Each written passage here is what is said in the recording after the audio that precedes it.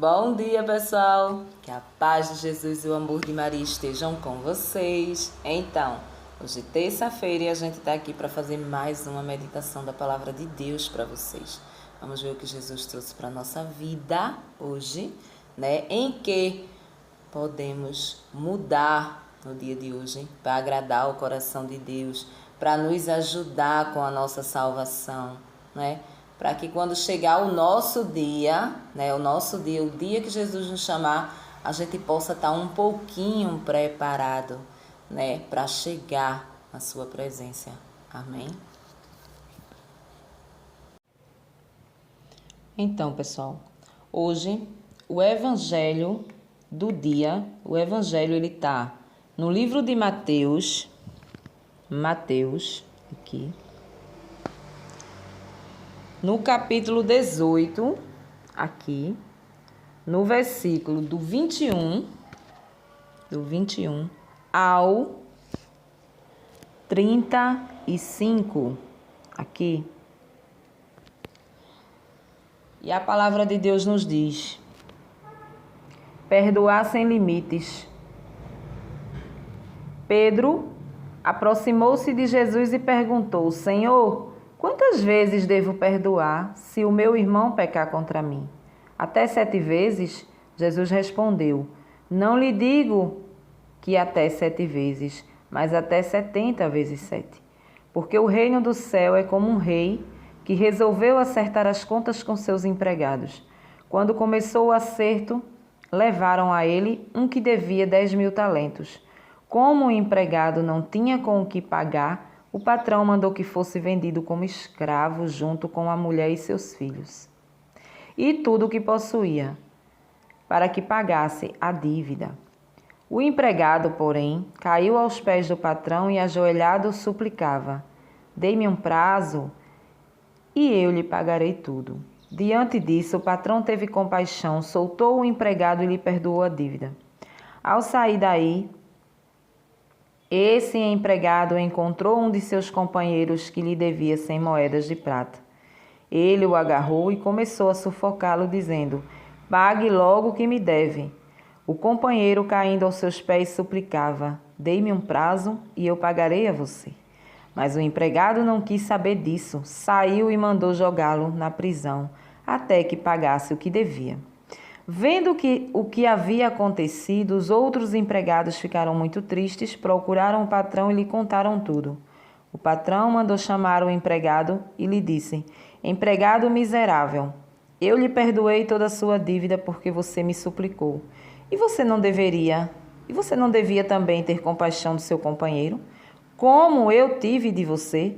O patrão indignou-se e mandou entregar esse empregado aos torturadores até que pagasse toda a sua dívida. E assim, é assim que fará com vocês o meu Pai que está no céu, se cada um não perdoar de coração o seu irmão. Palavra da salvação. Glória a vós. Então, hoje a palavra de Deus vem nos falar sobre o perdão, né? A palavra diz que Pedro perguntou a Jesus, né? Quando uma pessoa nos ofender, nos magoar, né? Quantas vezes devemos perdoar? E aí Jesus responde com uma parábola, né? Ele compara o reino do céu com um patrão que está ali prestando conta, né, aos seus empregados. E um dos seus empregados devia uma quantia muito alta, não é isso? A ele. Então ele manda chamar esse empregado e pergunta se ele tem o valor. O empregado diz que não tem. Então o que é que o patrão diz? Vou vender você com sua esposa e seus filhos. Mas aí o empregado cai aos seus pés, pede perdão, diz que vai arrumar, né, verdadeiramente o dinheiro, que ele deu um prazo para ele. E aí o patrão, ele tem compaixão desse empregado. A palavra diz que ele tem compaixão dele, né? Mas a palavra diz que esse mesmo empregado, saindo daquela situação ali, vai mais adiante e encontra com um amigo de trabalho que lhe devia 100 moedas. O que é que faz o empregado? Pega, agarra no cangote dele, aperta a garganta dele e quer receber a todo custo as 100 moedas. E aí o amigo pede misericórdia, que tenha paciência que ele vai pagar, mas ele não o escuta e joga ele na prisão até que ele pague aquele valor. A palavra diz que os outros companheiros de trabalho ficaram revoltados, chamaram o patrão e contaram. E o patrão mandou chamar o empregado e disse: empregado miserável, eu perdoei toda a tua dívida, tive misericórdia de ti. Não era para tu fazer o mesmo com o teu irmão? Pois agora, quem vai queimar é você, ou seja, quem vai me pagar toda a dívida vai ser você. E aí, mas no final, ele diz, Jesus diz: assim fará o meu Pai que está no céu com aquele que não perdoar aqui na terra. Então, vamos por parte.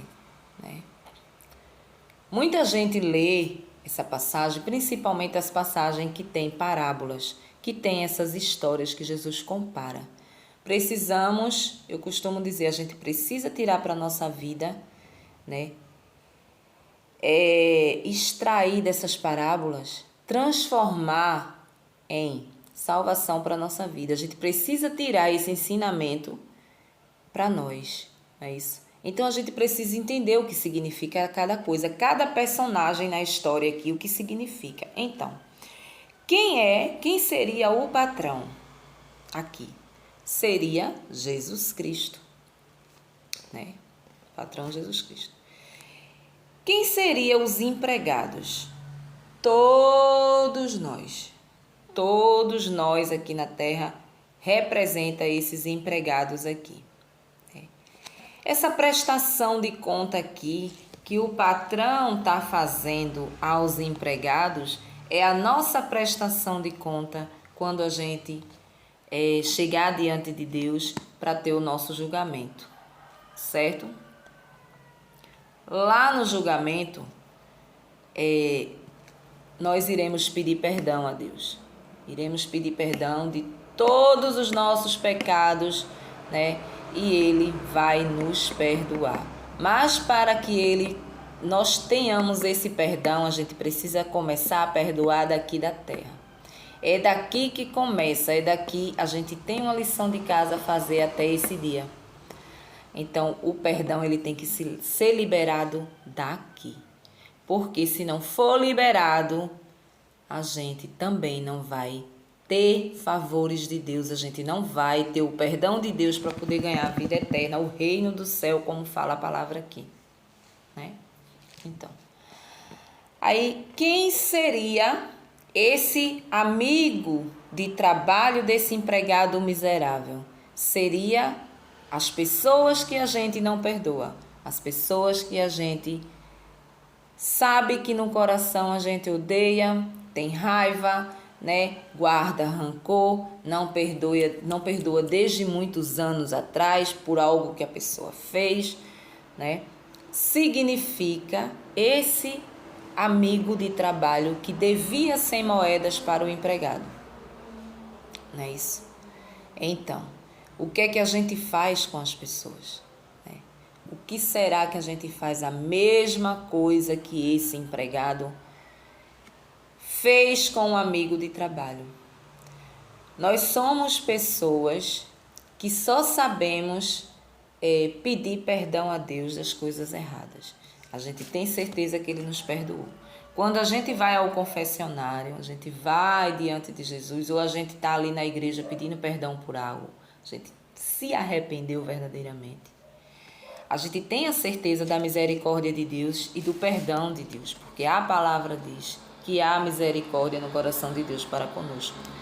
Mas existe algo que a gente precisa praticar para que esse perdão ele seja liberado no momento que a gente precise. Não adianta eu pedir perdão a Deus. Tem a quaresma, estamos em tempo de quaresma, então. Começo da quaresma, a gente vai lá, a gente confessa o nosso pecado.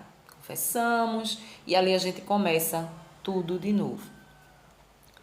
Não adianta eu ir lá confessar, pedir perdão a Deus, Ele liberar, mesmo porque Ele só vai perdoar se Ele ver dentro do meu coração que verdadeiramente eu perdoei a pessoa, né? Porque quantas pessoas não vão ali, confessa tal pecado e tal pecado, mas esse aqui não. Esse aqui é o meu pecado de estimação, como se diz. Esse aqui eu não vou perdoar fulano, nunca, nem no leito de morte. Já escutei tanta gente falar isso. Mesmo que eu esteja num leito de morte, eu não perdoo fulano.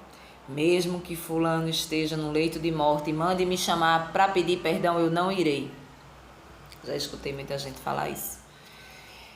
O que é uma pena, né? O que é uma pena. Se essa pessoa não se converter, não conhecer a palavra de Deus a tempo, é uma pena. Porque o perdão de Deus para todos os seus pecados cometidos aqui na terra, você não terá. Porque é o próprio Jesus falando aqui. Eu costumo dizer, nós somos de uma prepotência, a gente acha que o que Jesus fala na palavra não vai se cumprir. Por quê? Porque a gente pratica tudo ao contrário, né? Continuamos praticando conforme o nosso coração de pedra. O nosso coração humano, ele é de um jeito, o coração de carne, o coração onde habita Jesus Cristo, ele é diferente. Aonde habita o amor, onde habita Jesus Cristo. Você só pode ter esse coração, eu só posso ter esse coração, se eu fizer a vontade de Deus, para que Ele habite no meu coração e eu possa ter a misericórdia de perdoar a pessoa.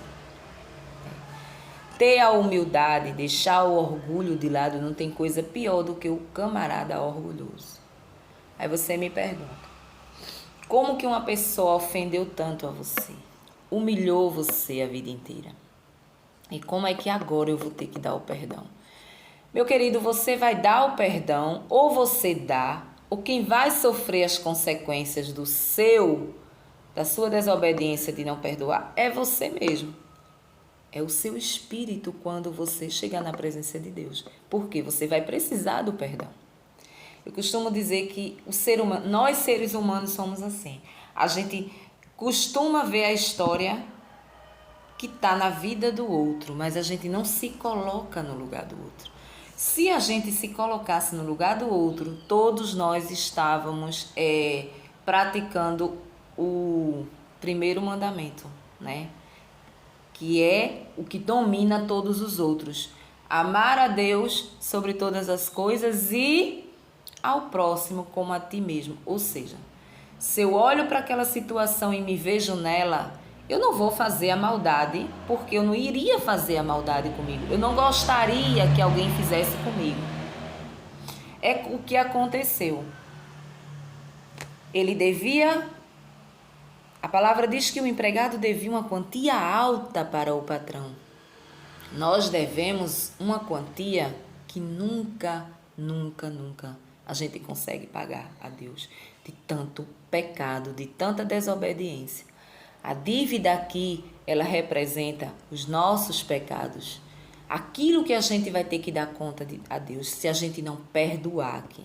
A partir do momento que você perdoa aqui, que você libera o perdão, a partir do momento que você vai ao confessionário, você se confessa verdadeiramente, você se arrepende verdadeiramente de algo que você fez, aquele pecado, ele está morto. Não existe mais no coração de Deus a lembrança desse pecado. É perdoado, né? Mas, a partir do momento que eu sei, né, muitas vezes eu vivo dentro da igreja, eu já escutei essa passagem várias vezes. Mas eu continuo com as pessoas dentro do meu coração, com ódio, com raiva, com rancor, com ressentimento, sem querer ver. Quando eu encontro numa calçada, eu mudo para outra. Quando eu encontro numa rua, eu passo a passar por outra, né? Por quê? Porque o meu coração não aguenta nem olhar, porque eu tenho raiva, eu tenho ódio daquilo que a pessoa fez comigo. E Jesus Cristo? Aí a gente olha assim e diz assim, e Jesus Cristo, o que será que como ele deveria proceder conosco? Porque a gente não faz nada que agrada o coração de Deus. Nada. Nada, nada. Ah, mas eu trabalho na igreja, mas eu tenho um dom disso, eu tenho o dom daquilo, eu tenho o dom daquilo outro. Mas você não pratica a palavra de Deus. Você pode ter o dom, você vai lá, você prega, você canta, você louva, você intercede, você trabalha, você faz caridade, você faz tudo. Mas quando chega na hora de você praticar o que a palavra pede, você não faz.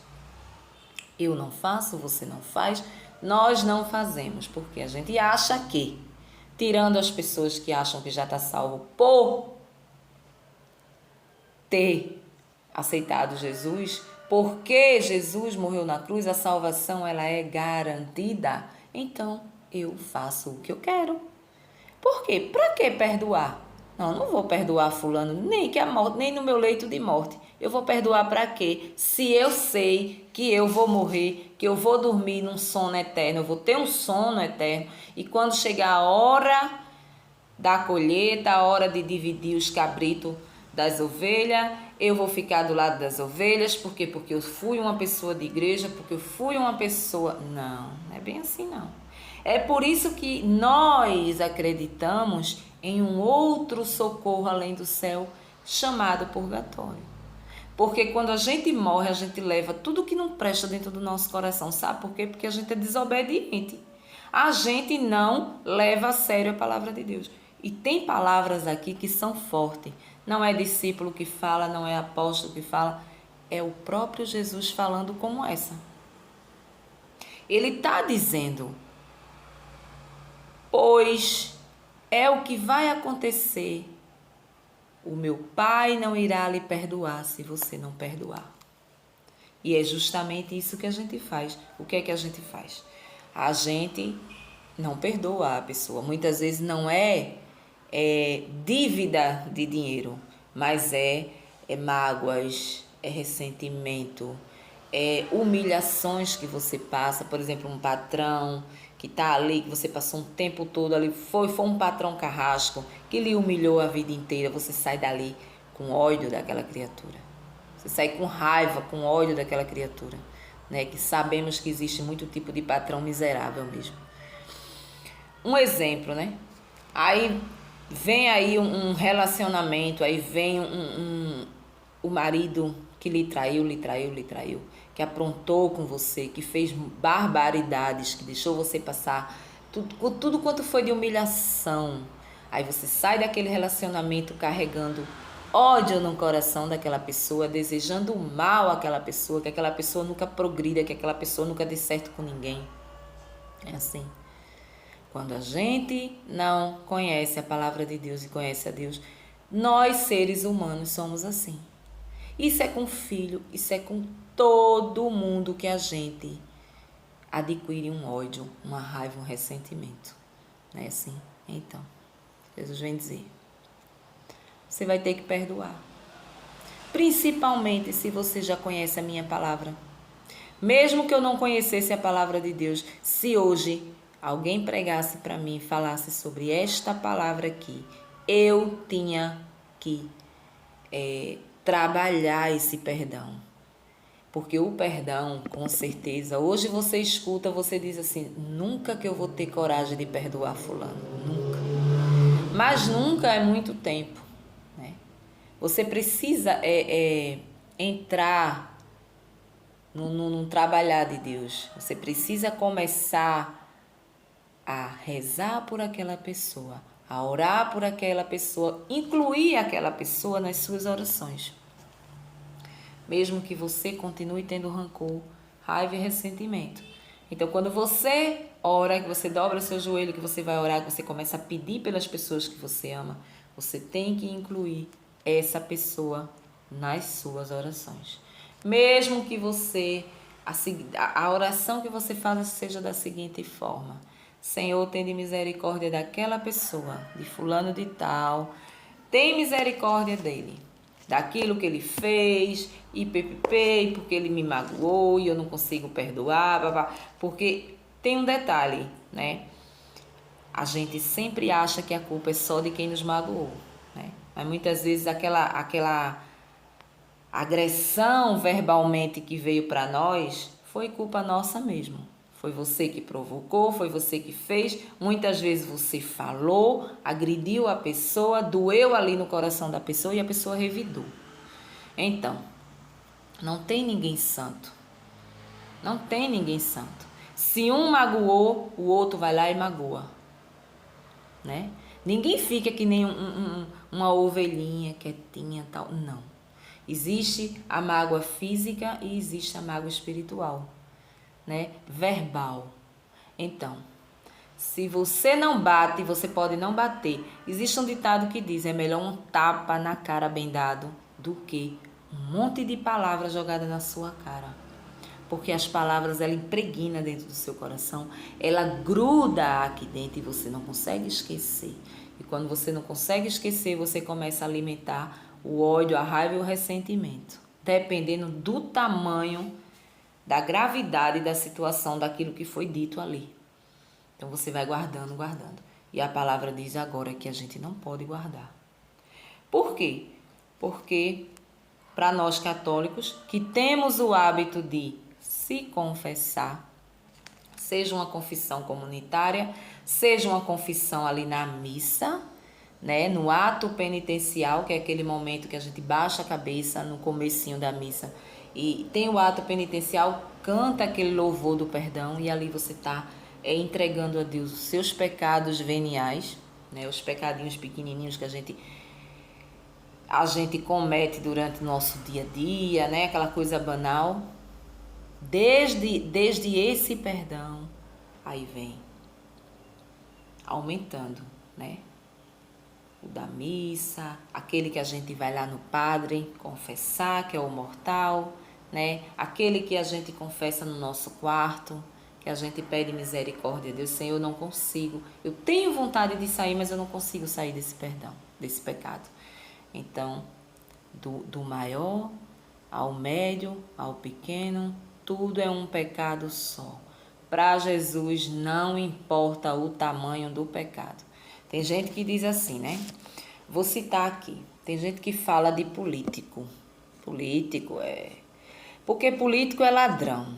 Realmente político é ladrão, né? As entrevistas por aí, as investigações mostram que político é ladrão, né?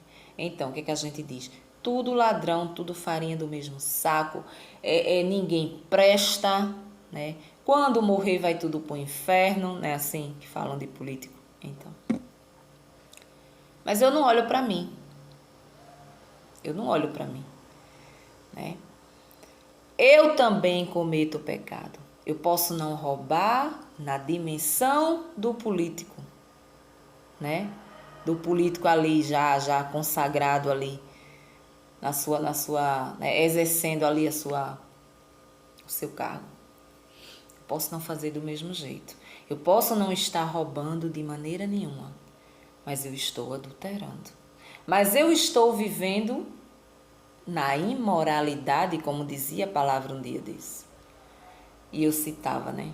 Muitas vezes a gente olha para a prostituta, ou seja, a profissional do sexo, né? Por quê? Porque ela pega vários homens numa noite e ali ela recebe, ou seja, ela vende o seu corpo. Então ela está no inferno. Mas eu não estou no inferno. Por quê? Porque eu estou casada sem ser na igreja, eu moro junto, eu não traio meu marido não me trai. Então a gente se ama de boa, né? Então isso não é imoralidade. Para Jesus é imoralidade. Para você pode não ser. né? Eu mesmo morei 12 anos, vivi na imoralidade 12 anos. Eu vim entender agora, né? Mas, ai de alguém se chegasse e dissesse assim, você vive na imoralidade, você não é casada, matrimônio, um casamento na igreja com seu esposo, você vive na imoralidade. Para mim, imoralidade era outro tipo de coisa, né? Mas se você for raciocinar dentro da palavra de Deus e da vontade de Deus, a imoralidade é tudo que sai, que se desvia dos mandamentos. Então, não adulterar. Não pode viver na fornicação, no adultério. Então, o que significa o adultério? Adultério é sexo fora do casamento. Casamento, matrimônio, casamento na igreja. Bênção de Deus. Então, se uma vez eu casei, tive a bênção de Deus, cheguei lá linda, maravilhosa, prometi diante de Deus, pedindo ali a bênção que eu ia ser fiel àquela pessoa para o resto da minha vida, então eu estou traindo, eu estou fazendo e estou acontecendo adultério.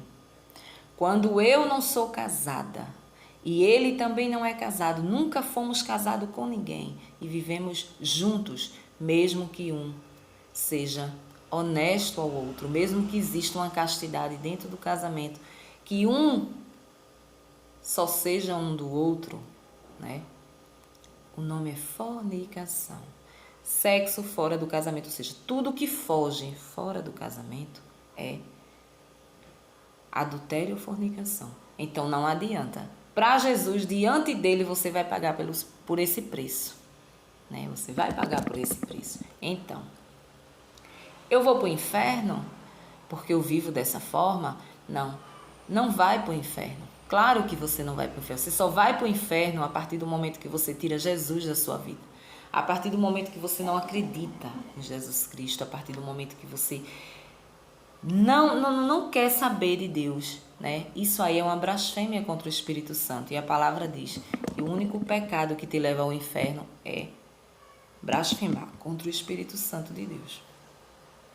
Não te leva para o inferno, mas vai te levar para o purgatório.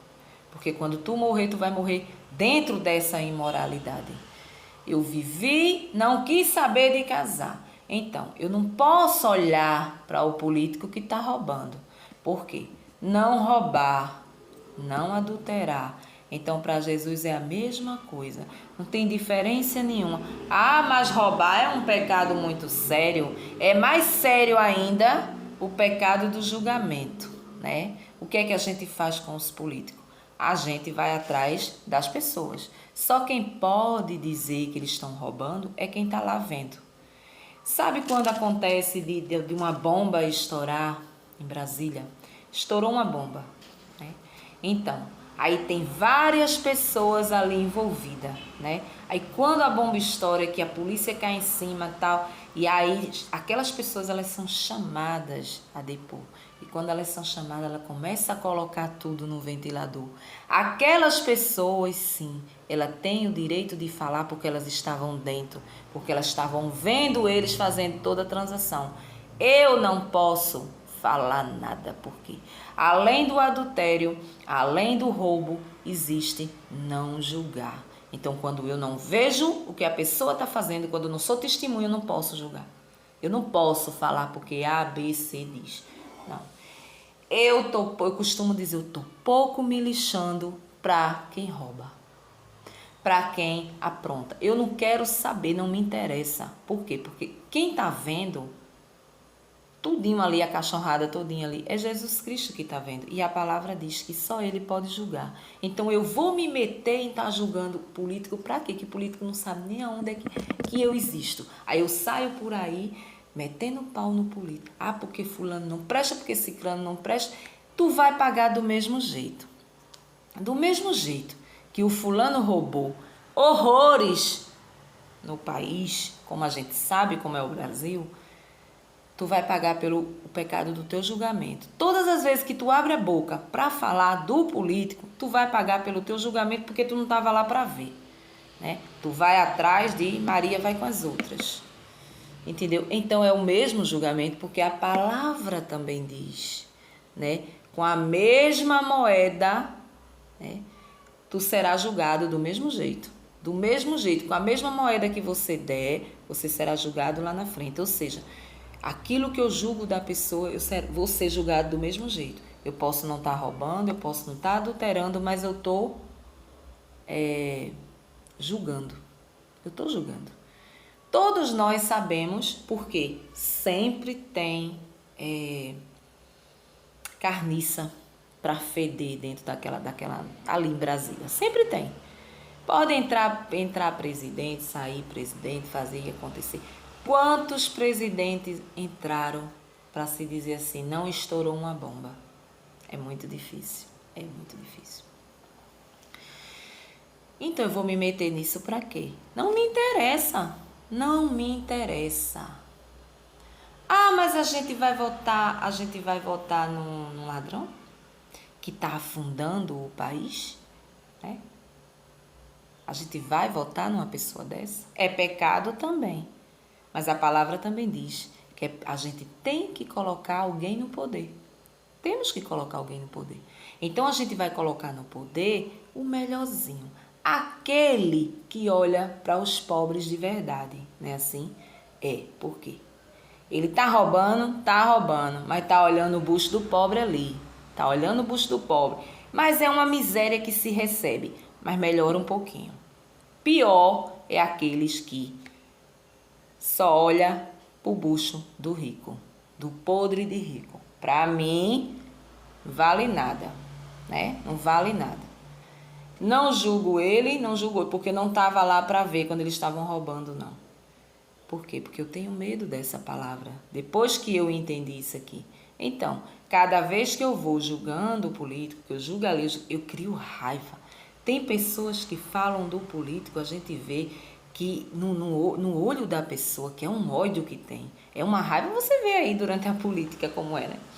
Um matando o outro, e é aquela coisa, quando fala do outro é aquele ódio. A gente vê nas reportagens o povo lá querendo matar, morrer por causa dos políticos. Os políticos, ó, nem aí. Depois que passa aquilo ali, vai tudinho lá, ó, jantar junto, tá tudo assim, ó, encangado um no outro, né? E quem morreu? Tu. Tu morreu de ódio. Tu guardou esse ressentimento de raiva do fulano, de ódio do fulano. E a palavra diz, se tu não perdoar, tu também não vai ser perdoado, né? Esses pecadinhos que tu tem aí, porque ninguém é santo, todo mundo vai sair daqui e vai levar pecado. Eu não vou perdoar. Então, nós somos assim. Infelizmente, a gente acha que o nosso pecado é menor do que o pecado de fulano e que a gente vai ter o perdão naturalmente. Não é não. Não existe pecado pequeno, médio e grande. Existe pecado. Se eu adultero, se o outro rouba, se eu julgo aquilo que eu não vi, tá tudo junto num pacote só. É uma pena que você não entenda assim. Você acha que não é assim. Mas a palavra ela é muito radical. Tá aqui. Se você não perdoar, você não será perdoado. Só isso. É simples assim. Então eu preciso perdoar. E uma das práticas que leva você a perdoar o irmão é essa. É você orar por ele todos os dias. Todos os dias coloque ele. Reze um Pai Nosso e uma Ave Maria para aquela pessoa que você tem raiva, tem ódio, tem ressentimento dentro do coração. Um dia você não vai sentir mais nada. Um dia você pode cruzar com essa pessoa, você vai dar um bom dia, uma boa tarde, você não vai sentir nada. Ah, mas eu não quero ter intimidade, eu não quero essa pessoa dentro de casa. Não precisa você ter relacionamento com a pessoa. Voltar a ter. Não. Você só precisa encontrar, falar um bom dia, uma boa tarde, uma boa noite, né? Se é uma pessoa que mora longe, só precisa dentro do seu coração você perdoar. Senhor, eu perdoo, eu não sinto mais nada. O Senhor limpou meu coração e a pessoa fica lá e você fica aqui. Nada de laços, não precisa laços, né? Não precisa. Então, Jesus só quer saber do coração. Se você verdadeiramente você perdoou, para Jesus já está válido. Então você pode chegar dignamente diante dele. Mesmo que não seja na hora do julgamento, quando você morrer, mas quando você for pedir perdão, quando você for se confessar, você vai ter a certeza de que Jesus vai estar lá para dar o perdão. Amém? Um bom dia para vocês e vamos meditar nessa palavra. E até amanhã, se Deus assim nos permitir.